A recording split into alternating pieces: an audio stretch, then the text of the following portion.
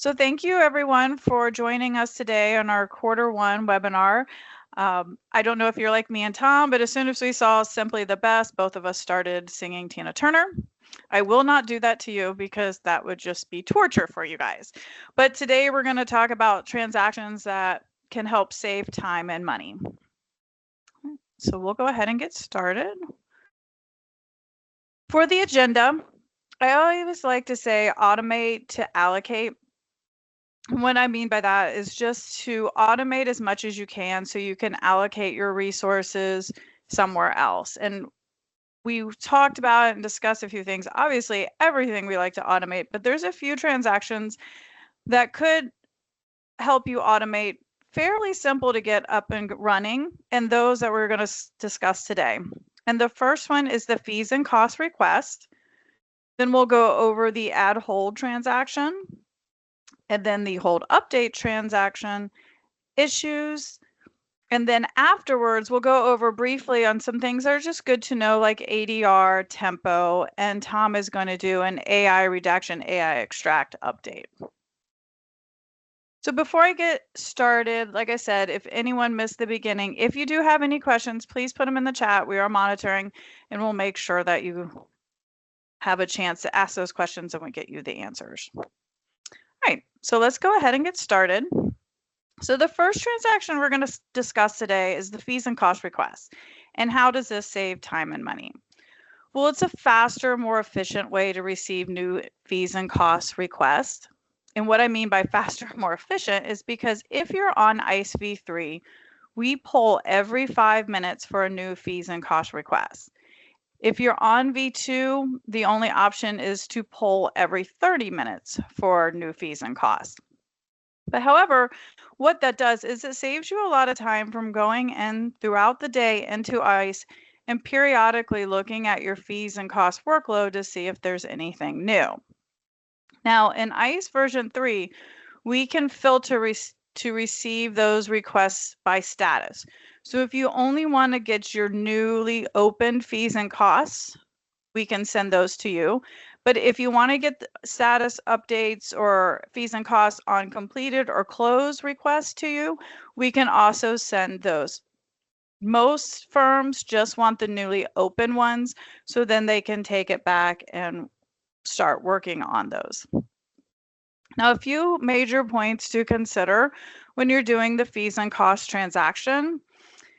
The data that's included in the transaction is going to be everything that you would need to know to do the fees and costs internally and return to the client. So that's going to be your loan number, the request date, the good through date, the request reason, request status, servicer name, and if you are on version 2, just to note that once we download and send it to you, it will fall off your fees and cost view in ICE. If you're on version 3, it stays in your fees and costs workload.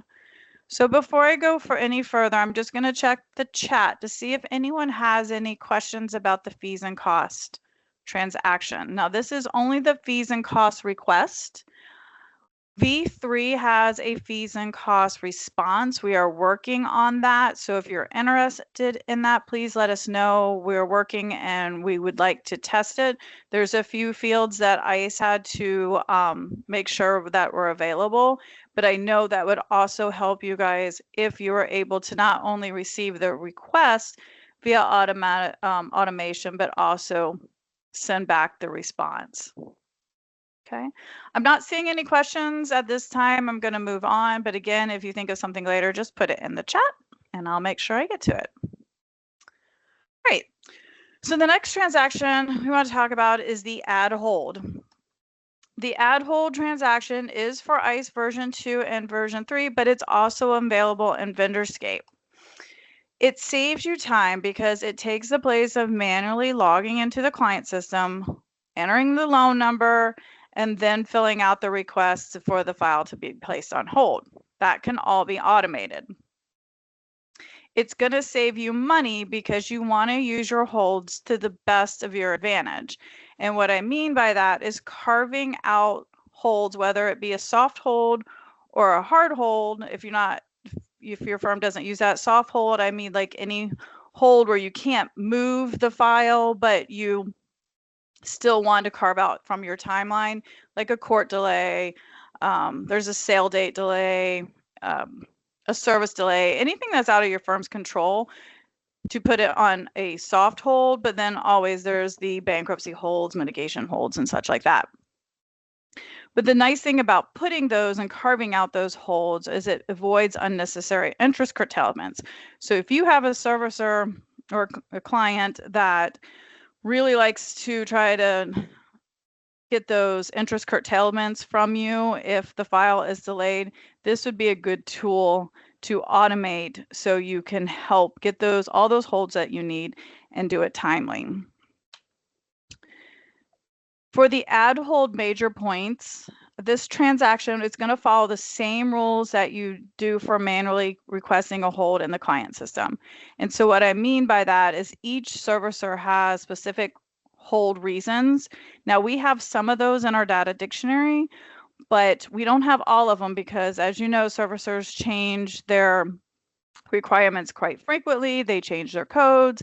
So you will know better because you're in there every day and you have the directives from the servicer on what holds they'll allow.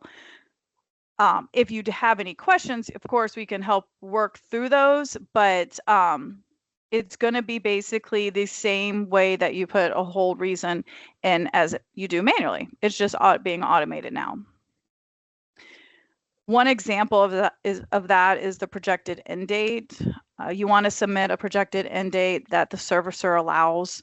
I know some of them, the hold will be denied if you put a date too far in advance, or you may have to update the hold every 30 days or something like that. So again, you're going to do, but if you automate this, and use this transaction, you're doing the same information as you do manually. Now it's just being automated for you.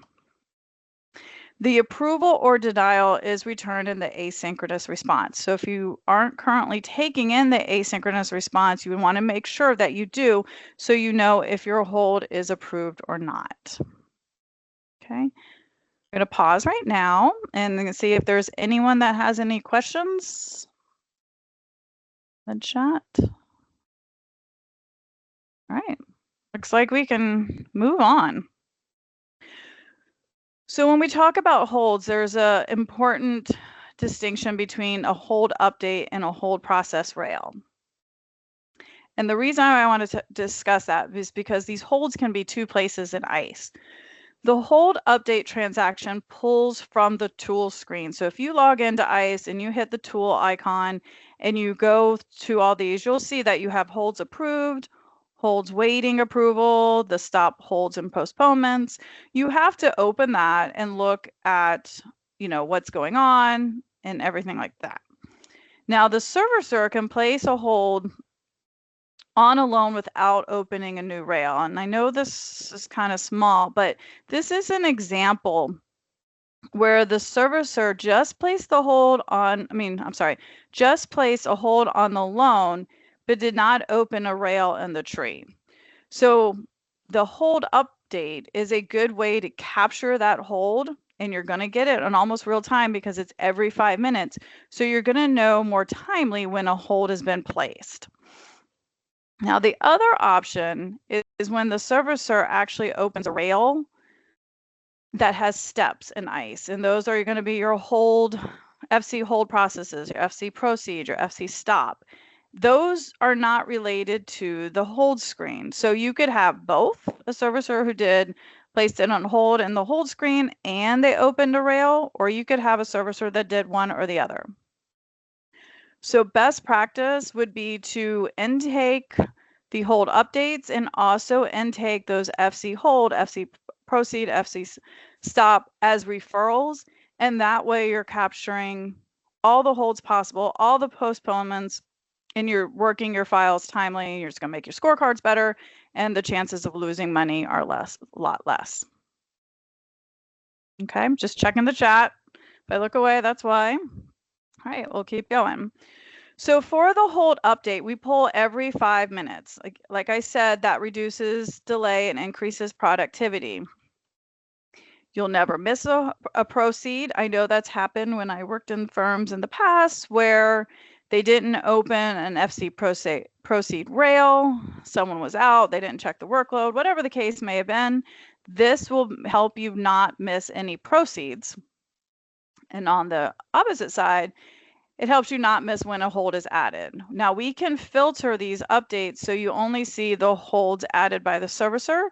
Most people don't want to see hold updates on holds where they place, like those soft holds for the add hold. It's up to you. You can receive them both, but most case management systems let you know when you place the hold or has a place to store it. So it may not be necessary for you to receive hold updates on your own holds. And that's why we can filter so you only see the hold updates by servicer. Okay. All right, looks like I can keep going. The last transaction we're going to talk about is the issue, upload, or download. So traditionally, you go to the tool menu, you click on issues, you see your issues, you see the status. The issue transaction can be used to create an issue, but you can also download issues from ICE. It's going to save you time. Again, we pull every 5 minutes for ICE version 3, 20 minutes for version 2. And then for uploading an issue, again, it's following the same rules set forth manually for adding an issue in ICE. So if the servicer wants you to add an issue for a missing note if you're in a judicial state, then you would follow those same procedures, but this time you have it through integration, and it's going to save you some time. Okay, if you're downloading issues, I would suggest to discuss with your analyst on how to filter the issues, because again, kind of like the add holds, you may not want to see the holds that you added. You may not want to see the issues that you added. You just want to see the issues that were added by the servicer. Okay, let me just give me a second to check for questions. I don't see any, so we're going to keep moving on. This is where we get to our did you know or good to know. The first ones we want to talk about is our ADR transactions. We do have quite a few ADR transactions that are available. I would probably say, I don't want to say the most important, but in one sense they are, because the file upload for MFR and the file upload for POC are all required by ADR, because that sets the integration link. So if you do those and you create the file in ADR, then you can do the subsequent transactions, which include events, documents, decision delay, the file close, or a message from the firm to ADR. If you're not currently doing ADR transactions, it's relatively easy to set up with your analyst. We have it down to a fine science on our side.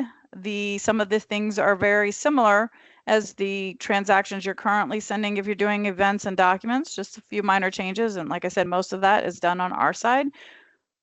If you're interested in ADR transactions, please let your analyst know, and we'll be more than happy to get you set up with ADR. Okay. Any questions about ADR?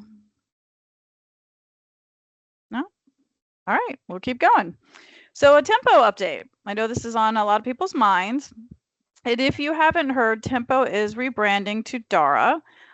As part of the rebrand, they're going to have a brand new API. This is going to help eliminate some of those misreferrals that you guys are reaching out to us, and then we have to put a ticket into Tempo.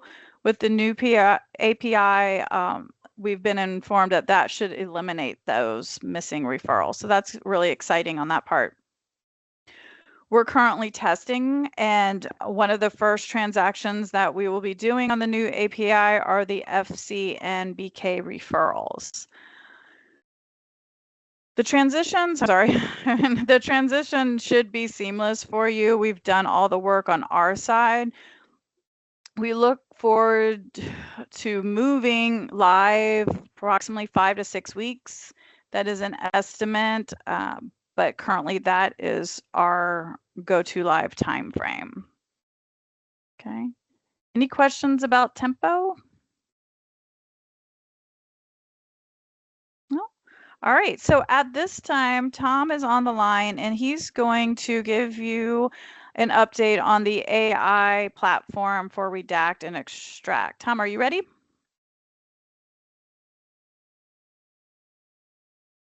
I'm ready. Just gonna Okay. put my ugly face on and turn on my mic here. Hi, everybody. So for those of you that are using our AI Redact product and extraction, thank you. If your current firm is a user and you missed our last dedicated webinar, just go ahead and reach out to us and we can send you out the 30-minute webinar link in the PowerPoint if you want to do that. So just a real highlight here. Some of the things that we've implemented is the user profile custom entity override. So that basically gives the firms the ability to customize their redactions at the department level or user level. So it gives your firm control over the settings. It's immediate and it's instant adjustments without ND assistance. And that's controllable also by admins. They can turn that on and off for specific users to make sure your auditing is there. And we're continuing to expand our entities. This is all the different types of PII that we find. We're at about 70 right now. And we believe that making that granular is giving the firms the choice to pick what they want. Not everyone does the same thing. So it's no one size fits all here. Think Burger King, So the user training feature, that's another great one that's in live beta right now. So it's basically it learns the habits of the users at the user level to improve their accuracy and reduce efforts. So we're in beta for about 2 or 3 weeks. Firms are testing it out. You can turn it on or off. You can leave it on always. And we also identify those in the annotations with a different color so you know exactly what's happening. And again, as I mentioned, the admin has the control over that and the safety features. So we ensure no bad habits are brought into the process as well. And so this won't affect your main custom entities, so securities, monies, dates, and anything the firm says to redact, we will not overwrite those as well with any user habits. Really, the big one that we talked about a little bit more on the webinar is our EDA, and this is really what we call an enhanced detection assistant, right? We believe it's going to drive our accuracy over 98% and handle complex needs that we're looking to do here very shortly. So we believe it's a game changer. It helps in verifying. It audits your results live. It offers suggestions. It's a supportive role, and it supplements our identification process. So it'll detect more over/under redactions and adjust those. Of course, the increased accuracy scores. It'll handle tables better. And the nice thing is we can get that down to the firm level. So if you say, hey, I got this cover sheet and I want to do this or that, we can customize that now down to the firm level because we know everybody's a little bit different. So there's a lot more in the webinar on that. Integration 2.0 enhancements. For those of you who are interfacing, we're just keeping that up to date. So now you'd be able to handle custom entity overrides through the interface, to handle special servicer needs as well. It's more surgical approach. You can use it or not, it's optional. And soon with our EDA package, we're going to start being able to self-identify documents. So if you send in a package of 200, throw everything at the kitchen sink at it, we're going to be able to identify those even down to the servicer level. So we're really excited about that in the next 2 or 3 weeks. So this continues our commitment to the no document type selection needed approach, including the uploads if you're not using the interface. So some good stuff coming out there. And for those of you using the AI extract, we have put in a significant accuracy boost there. So we have enhanced detection for complex legals, no matter where they are or what they are. And the beautiful thing now is we can customize that for firms. So if you want some extra verbiage before or after that legal, whether it's commonly known as or whatever else might be around that legal, we can adjust those at the firm level as well. So we're really excited about that. And I think that's getting close to 99% accurate. So it's hard to find some that are making any mistakes on it. So the beautiful thing there is we can start moving towards not having the processors proof it on our system and just firing it to us and we'll send it back to you. So that's something we're looking forward to. So lastly, again, we're going to be able to now handle better complex extraction. So if there's anyone on the firms here that have complex needs, whether they're title report extractions, with our enhanced AI technology now, it's become much easier for us to handle these complex things. Before we kind of struggled and said some things weren't a good fit. now there's kind of the sky's the limit. So we're looking for anybody that has the desire to assist us with this in the next 2-3 weeks. We're going to start that and see where we can get with you on anything you might have for high volume. So that's all I have, Nicole. Thank Any you, questions, Tom. reach out to us. Yep. Yeah, I was gonna say, is there anyone want to take a second to put a question in the chat for Tom? If not, like Tom said, please just reach out to him or your analyst, and we'll make sure those AI questions get answered for you. All right, I think that's it, Tom. Thank you. You're welcome. And thank you everyone for attending. If there is something, like I said, later, if you go back and you think of a question, feel free to reach out to us at any time. I love questions. It makes my day interesting. And we appreciate you coming today, and we will see you next time. So goodbye, everyone.